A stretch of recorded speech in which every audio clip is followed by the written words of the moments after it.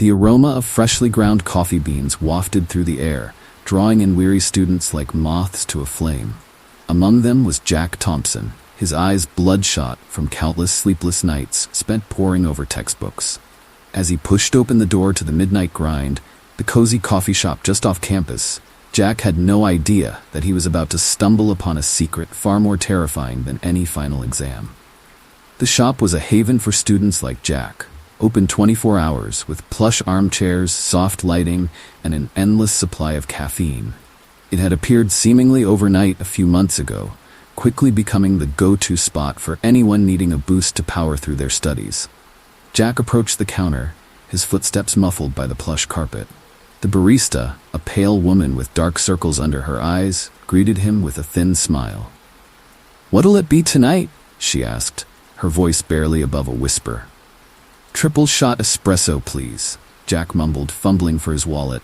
"I've got a biochem exam in 6 hours, and I haven't even started on chapter 12. The barista's smile widened, revealing teeth that seemed just a bit too sharp. "Oh, I've got just the thing for you. Our house special, guaranteed to keep you awake and focused." "Too tired to argue," Jack nodded. "Sure, whatever. As long as it's strong." As the barista turned to prepare his drink, Jack slumped into a nearby armchair. He pulled out his textbook, trying to focus on the complex diagrams of cellular structures.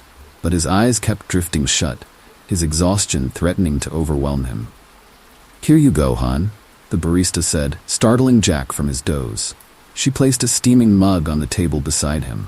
The liquid inside was darker than any coffee he'd ever seen, almost black, with swirls of iridescent color dancing across its surface. Jack raised an eyebrow. "What is this?" "Our special blend," the barista replied with a wink. "Trust me, it'll do wonders for your studying." Too tired to question further, Jack took a cautious sip. The flavor exploded on his tongue, rich and complex, with notes of bitterness, sweetness, and something he couldn't quite identify. A warmth spread through his body, and suddenly he felt more awake than he had in days. "Wow," he breathed. "This is incredible." The barista nodded, that strange smile still on her face. "Enjoy," she said, before gliding back behind the counter. Jack turned his attention to his textbook, marveling at how easily he could now absorb the information. The complex biochemical processes that had baffled him earlier now seemed crystal clear. He drank deeply from the mug, eager for more of its miraculous effects. As the night wore on, Jack found himself ordering cup after cup of the special blend. With each sip, his mind became sharper, his focus more intense. But something else was happening too. A creeping sense of unease that he couldn't quite shake. The coffee shop had grown quieter, the other students having left or fallen asleep at their tables. Jack looked up from his books, suddenly aware of how alone he was. The shadows in the corners seemed deeper, more menacing. And was it his imagination, or were the paintings on the walls moving? He shook his head, trying to clear it. He must be hallucinating from too much caffeine and too little sleep. But as he reached for his mug, he froze. In the dark liquid, he could have sworn he saw faces, twisted, agonized expressions that flickered and vanished in an instant. Jack's heart began to race. He looked around wildly, seeking an explanation for what he'd seen. His gaze fell on the counter, where the barista was brewing a fresh pot. As she poured the steaming liquid, Jack saw something that made his blood run cold. Instead of coffee beans, she was grinding what looked like small, glowing orbs. They pulsed with an otherworldly light, and as they were crushed, Jack could hear faint, agonized screams. Horrified, Jack stumbled to his feet. What is that?" he gasped. The barista turned, her eyes now glowing with the same eerie light as the orbs. "Why, it's our secret ingredient," she said, her voice echoing strangely. "The essence of lost souls, damned for all eternity. Their suffering gives our brew its unique flavor." Jack's stomach churned as the realization hit him. He had been drinking people, souls. His mind reeled, unable to process the horror of what he'd consumed. He made a dash for the door, but found it locked. The windows, once clear, now showed only an impenetrable darkness beyond. The coffee shop seemed to be stretching, expanding, the walls closing in around him. Now, the barista chided, her form shifting and growing more monstrous with each passing second. "You can't leave yet. You've had so much of our special blend. Don't you want to know what happens when you finish the cup?" Other figures emerged from the shadows, the slumped forms he had taken for sleeping students. They raised their heads, revealing hollow eyes and mouths stretched wide in silent screams. They had been trapped here, Jack realized, their souls slowly drained to fuel this infernal coffee shop. Jack backed away, his heart pounding. He looked down at his hands, horrified to see they were becoming translucent, fading at the edges. The coffee he had consumed was consuming him in return, drawing out his very essence. "Don't fight it," the barista crooned, advancing on him with a fresh mug of the hellish brew. "Just one more cup and you'll be part of something eternal." As Jack felt himself slipping away, his last coherent thought was a desperate warning to others. Beware the midnight grind, where the coffee is strong, the studying is easy, and the price is your immortal soul. The coffee shop stands there still, its warm lights and cozy interior beckoning to stressed students and weary night owls.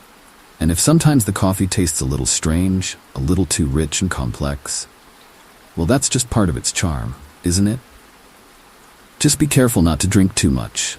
You never know what might be brewing in that bitter, damned cup.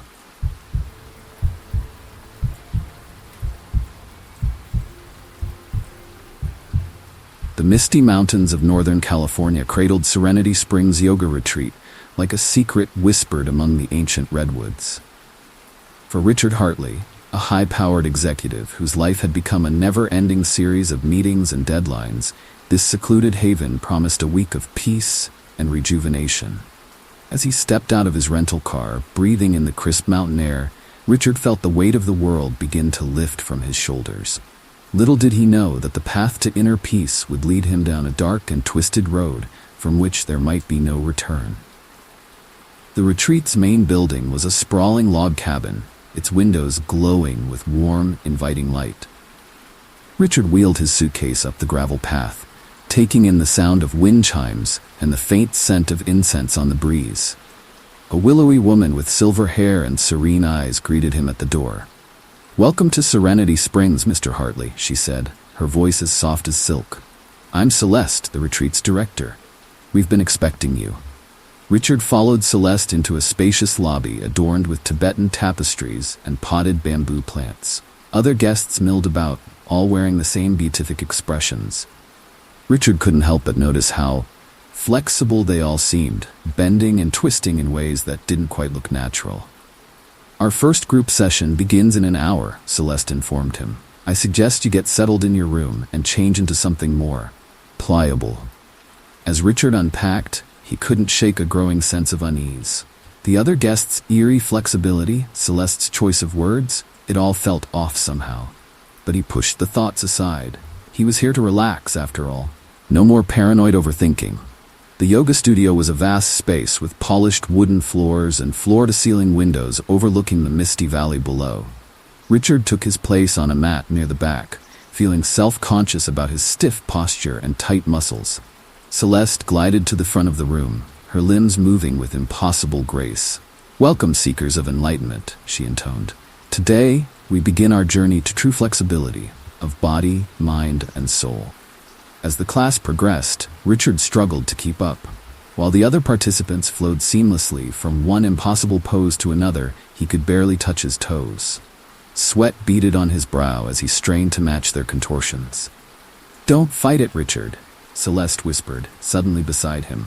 Her cool hands pressed against his back, urging him deeper into a stretch.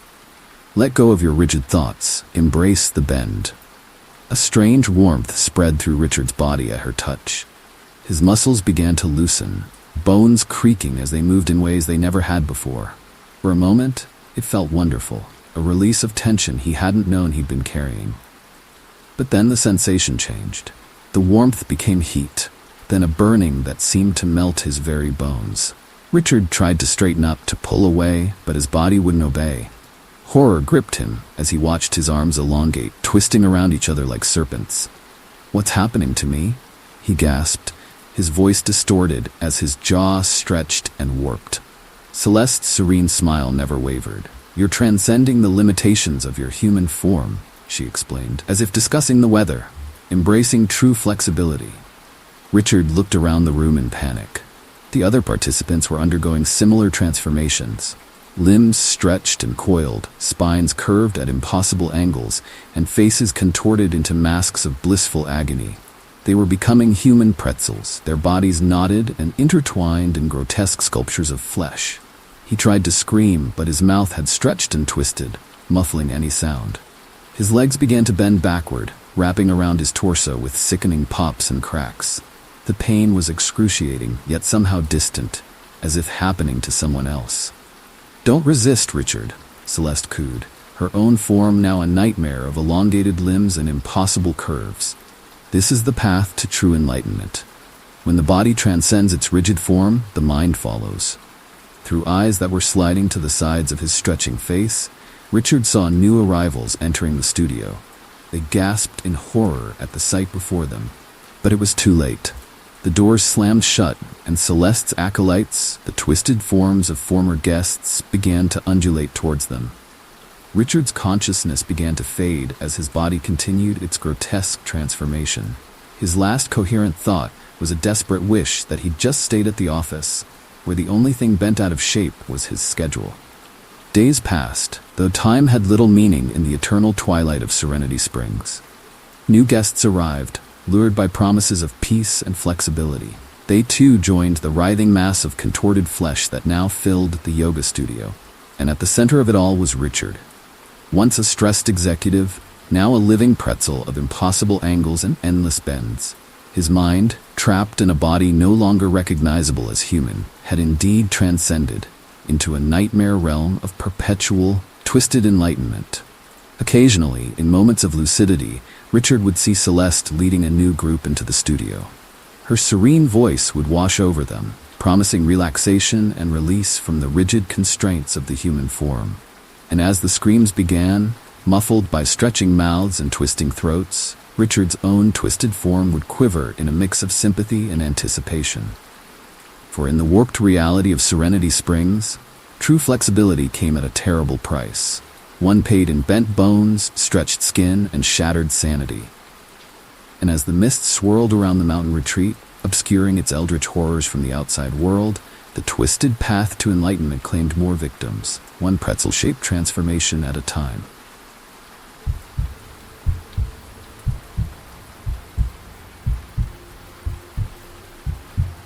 The Johnson family stood on the sidewalk, gazing up at their new home with a mixture of excitement and trepidation.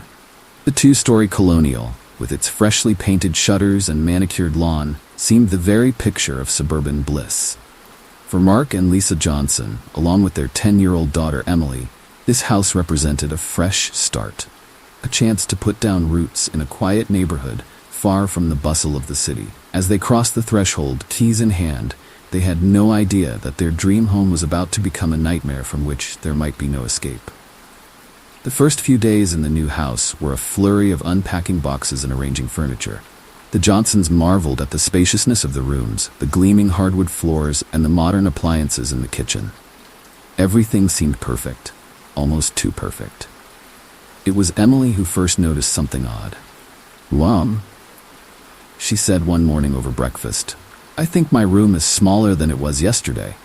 Lisa laughed, ruffling her daughter's hair. "Don't be silly, sweetie. Houses don't shrink." But as the days passed, all three family members began to experience strange occurrences. Mark could have sworn the hallway to the master bedroom was getting longer.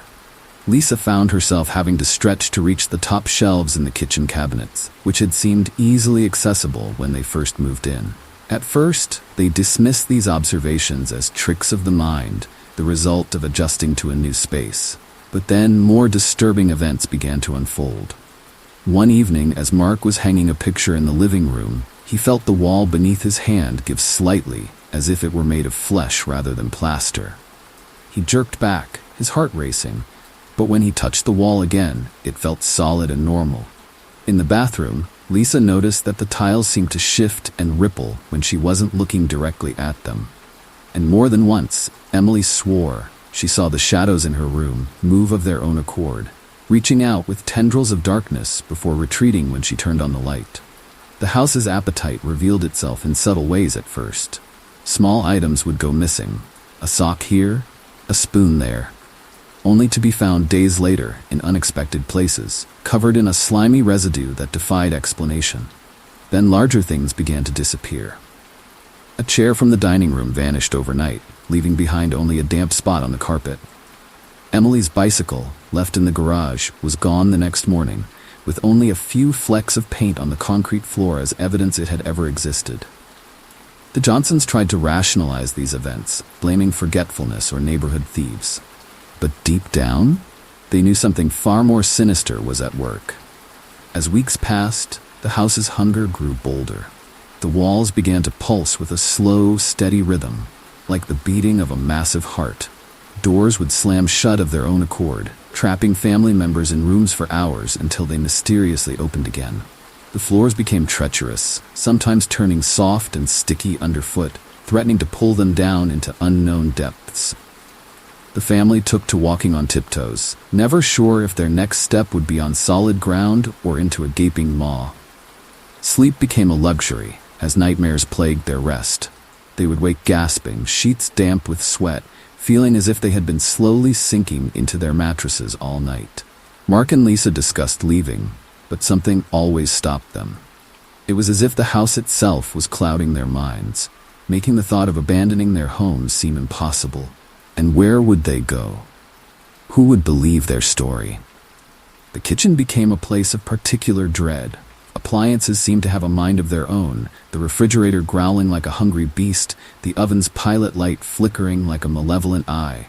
One morning, Lisa reached into the sink to retrieve a dropped spoon, only to feel something grab her wrist, trying to pull her down the drain. She yanked her arm free, but not before whatever it was left angry red welts on her skin. Emily's room was the next to show signs of the house's ravenous nature. Her toys began to melt, forming puddles of plastic that would seep into the floorboards overnight. Her bedposts twisted into grotesque shapes, reaching towards her as she slept. The little girl took to sleeping in her parents' room, huddled between them for safety.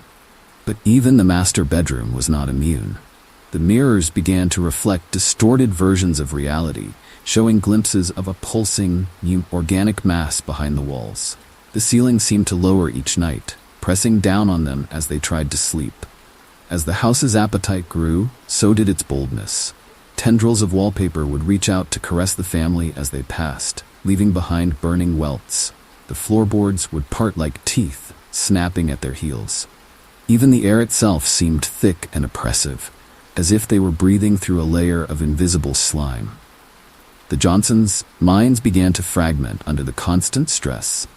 They found themselves forgetting simple things, their names, how they had come to live in this house, even why they should resist its hunger. It was becoming harder to tell where their bodies ended and the house began. One night, as the family huddled together in the living room, the true horror of their situation became clear. The walls began to close in, the floor rippling like the surface of a pond. As Emily screamed and Mark and Lisa clutched each other in terror, they realized the truth. The house had merely been tenderizing them, preparing them for the final feast. As the room shrank around them, the wallpaper peeling away to reveal pulsing flesh beneath, the Johnsons made one last desperate attempt to escape. But it was too late. The house had been patient, wearing them down over weeks and months. Now it was ready to consume them entirely. The last thing they saw before the darkness closed in was the front door, standing open and inviting, a cruel reminder of the freedom they could no longer reach. And as the house digested its meal, satisfied at last, a for sale sign appeared on the freshly mowed lawn, waiting to lure the next unsuspecting family into its ever-hungry embrace.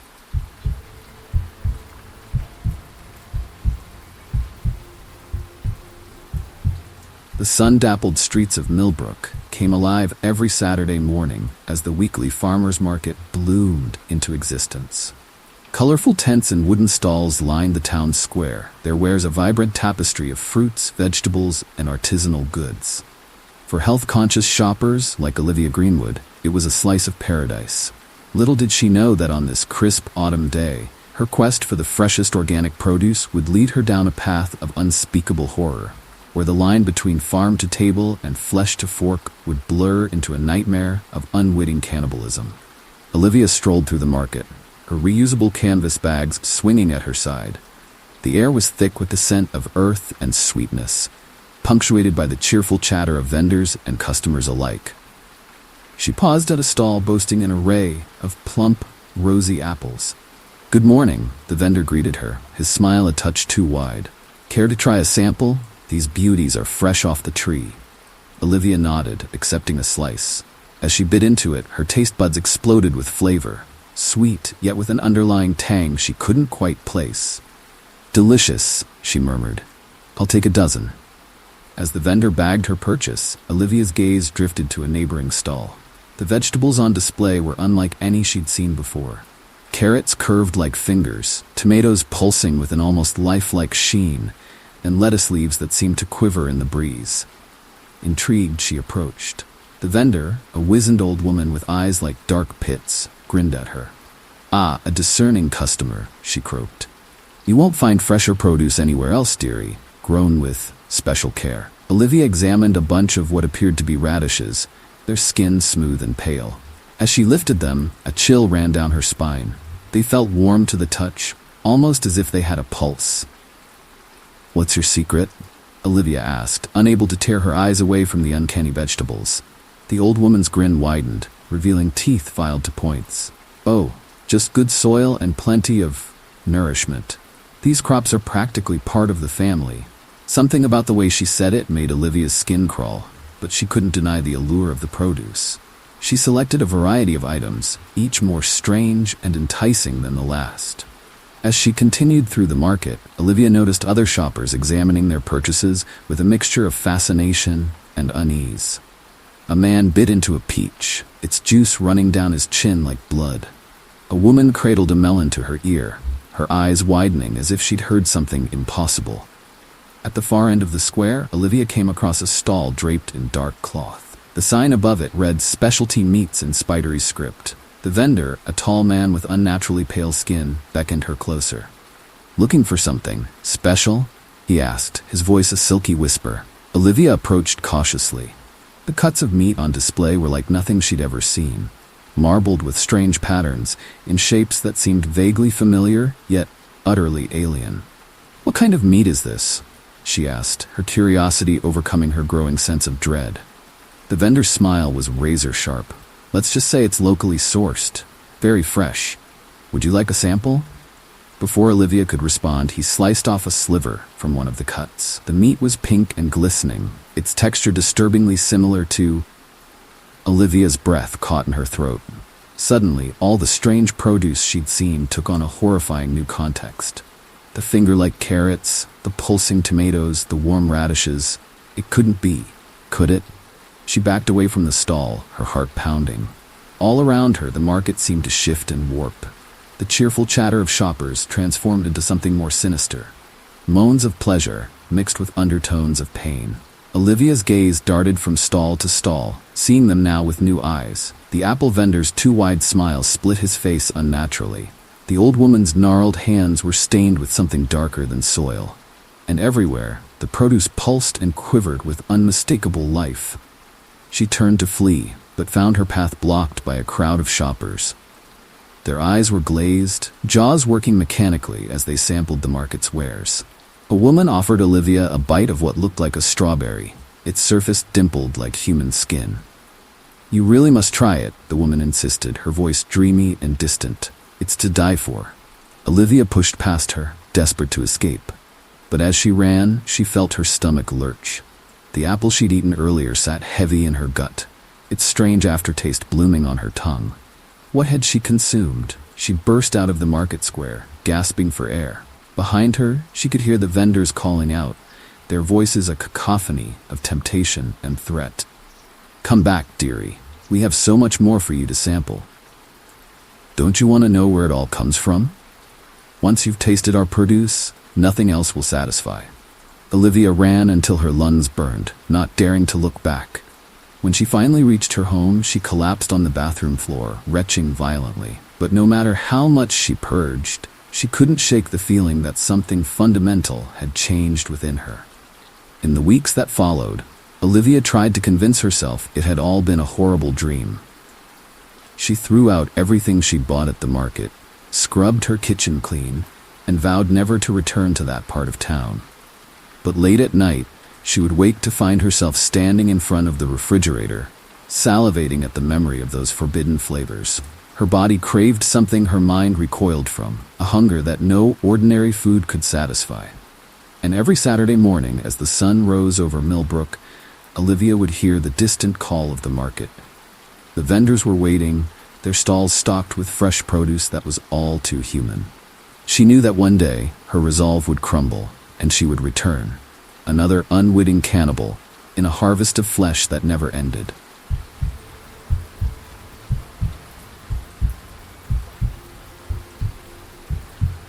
The manicured lawns of Oakwood Hills Country Club stretched out like a verdant sea, broken only by the occasional sand trap or water hazard. To the casual observer, it was the very picture of upper-class leisure. But beneath its polished exterior, Oakwood Hills harbored a secret darker than the deepest bunker. For Jake Simmons, the club's newest groundskeeper, his first day on the job would reveal a truth more terrifying than he could have ever imagined. A truth that would turn him from employee to prey in a game where the stakes were life and death. Jake arrived at the club just as dawn was breaking, eager to make a good impression. The head groundskeeper, a weathered man named Frank, greeted him with a grunt and a handshake that felt more like a vice grip. "Welcome to Oakwood Hills," Frank said, his eyes darting nervously around the empty parking lot. "First rule, stay out of the members' way. Second rule, never ever go near the North Woods after dark. Got it?" Jake nodded, chalking up Frank's intensity to the pressures of maintaining such an exclusive property. As they made their rounds, Jake couldn't help but be impressed by the club's facilities. The main building was a sprawling mansion of stone and timber, its windows gleaming in the morning sun. The golf course itself was a masterpiece of landscape design, each hole presenting a unique challenge. But as the day wore on, Jake began to notice odd details that didn't quite fit the country club's pristine image. The fences surrounding the property seemed unusually high and topped with what looked suspiciously like barbed wire. Security cameras peered from every corner, their red lights blinking ominously. Most unsettling were the members themselves. They moved about the club with an air of predatory grace, their laughter just a touch too sharp, their smiles never quite reaching their eyes.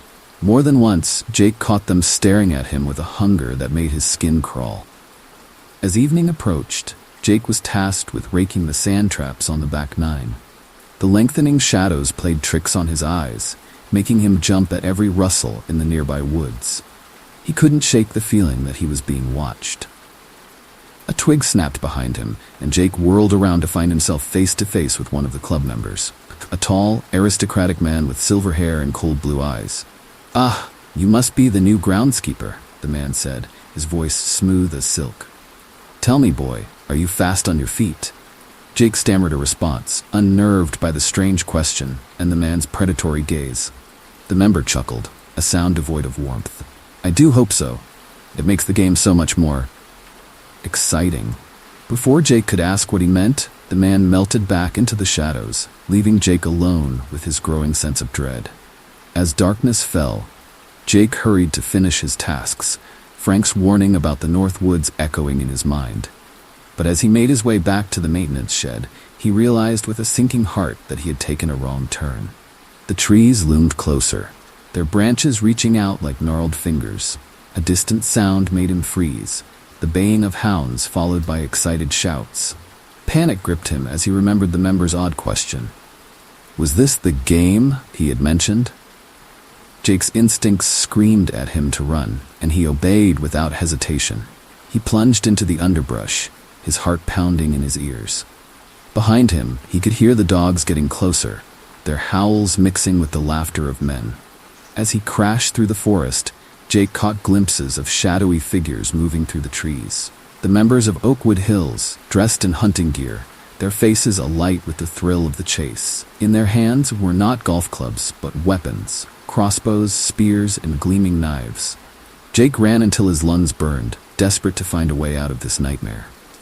But the woods seemed endless, a maze designed to confuse and terrify. Every time he thought he saw a clearing, it turned out to be another dead end. The sound of running water gave him hope. Jake stumbled towards it, praying it might lead him to safety. But as he burst out of the tree line, his heart sank. He found himself on the edge of a vast water hazard, its dark surface rippling in the moonlight. Trapped between the water and his pursuers, Jake made a desperate choice. He waded in, hoping to swim to the other side. But as the cold water closed over his head, he felt something grab his ankle. He thrashed, fighting against the unseen threat, only to surface face to face with a grinning club member. "Well played, my boy," the man said, hauling Jake back towards the shore. "But the game isn't over yet." As Jake was dragged onto the bank, he saw the other members emerging from the woods, their faces flushed with excitement. The silver-haired man from earlier stepped forward, a cruel smile playing on his lips. "Welcome to the real Oakwood Hills," he announced, "where the most dangerous game is always in season." Jake's pleas for mercy fell on deaf ears as the members debated his fate. Some argued for a quick end, others for letting him loose for another chase. In the end, a compromise was reached. "We'll give you a head start," the silver-haired man declared. "If you can make it off the property by dawn, you're free to go. If not..." He left the threat hanging in the air. As Jake was shoved back towards the woods, his mind reeled with the horror of his situation. He was no longer an employee, but prey in a twisted game he never agreed to play. The grounds he had tended just hours ago were now a deadly arena, with the baying of hounds once again filling the night. Jake plunged back into the darkness. He ran not just for his life, but for his very humanity. For in the exclusive world of Oakwood Hills Country Club, the most valuable membership was the one that kept you off the hunting list. And as the moon rose higher over the manicured lawns and deadly forests, the game began anew. A nightly ritual of terror where the line between predator and prey was drawn in blood, and where the true nature of the upper crust was revealed in all its savage glory.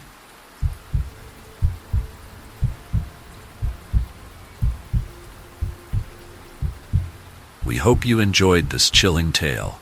If it sent shivers down your spine, give us a thumbs up and share your thoughts in the comments below. What was your favorite part? Don't forget to subscribe for more spine-tingling stories and hit that notification bell so you never miss a scare. Until next time, stay spooky and remember, sometimes the darkest shadows hide the most terrifying secret.